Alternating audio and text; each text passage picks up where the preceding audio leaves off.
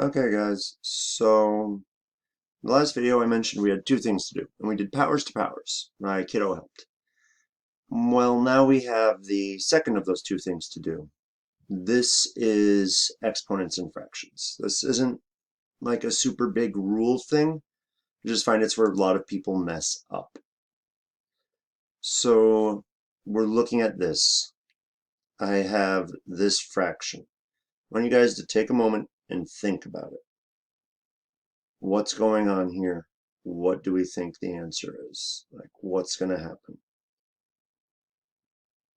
So, a lot of people would think that this is going to be like that exponent of 2 up here affects the whole fraction. It doesn't. If there is an exponent near the numerator or denominator, it only affects that number unless the fraction is set up a specific way. I'll show you. Don't stress it. In this case, because the numerator is 3 and the exponent is near the 3, I'm going to treat it that as an exponent on the 3. So that exponent of 2 has a base of 3. And I'm going to go, hey, 3 to the second power is 9. That's just 9 over 4. And before anyone asks, what if I had something like 5? Ooh, that's a terrible 5. Let's try that again. What if I had something like 5? Haha, that's much better. Adjusting camera. Sorry. Needed to sit up more. My little guy wanted to sit differently than I did. So what if I had something like 5 to the second power over 10?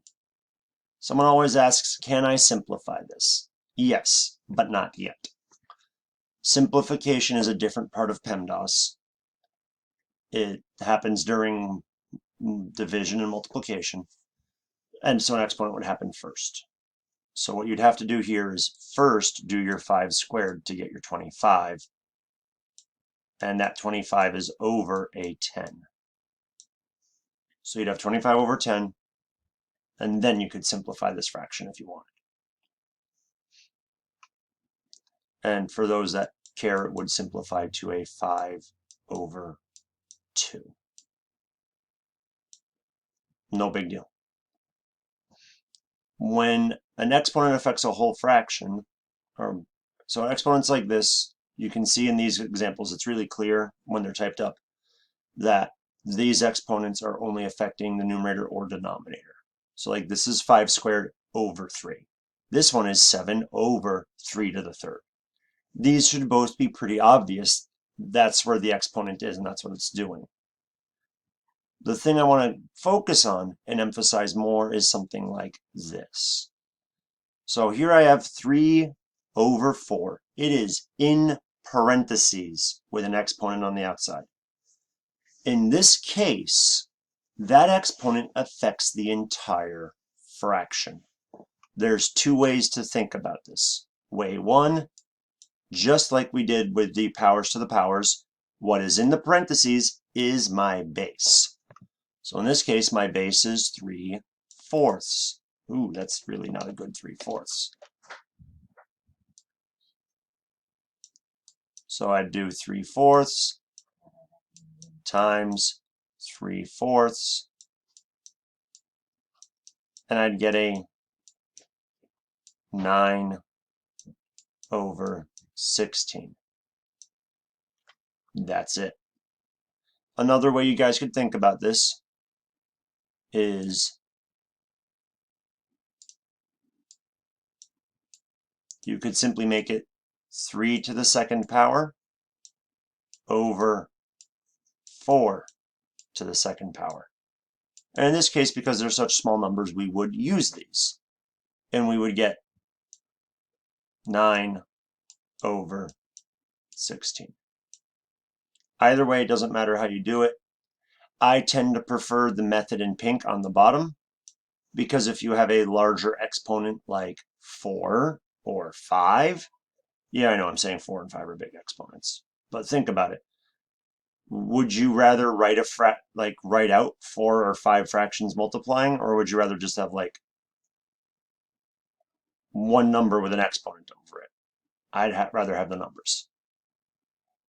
So yeah, this is where I wrote down the example. I typed it up nicely. So for this example here, you guys should be able to take a moment and figure it out. Take a moment, pause, see if you can do it. Okay, so you've had plenty of time in the magic land of pausing. I'm going to pause because children.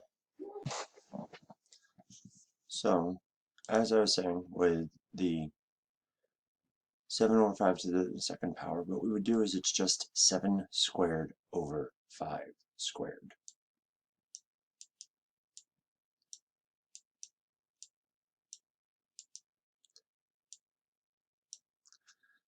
And that would give us our 49 over 25.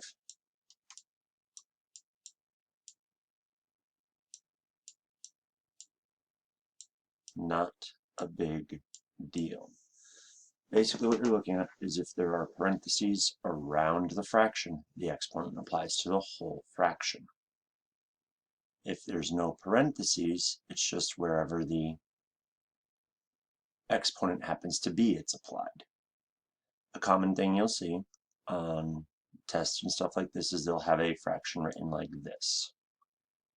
And it looks like it applies to the whole fraction, but it doesn't. It only applies to the numerator. Without parentheses, it does not apply to the whole fraction. So, you guys know the drill. A couple for you to try. I'm going to just give you a moment to pause, and then I will start going over the answers. And yes, as you can see, none of these exponents are over 4, so you're intended to actually use them. So this first one is going to be 5 to the third. Ooh, it's an ugly 3. Over 6 to the third.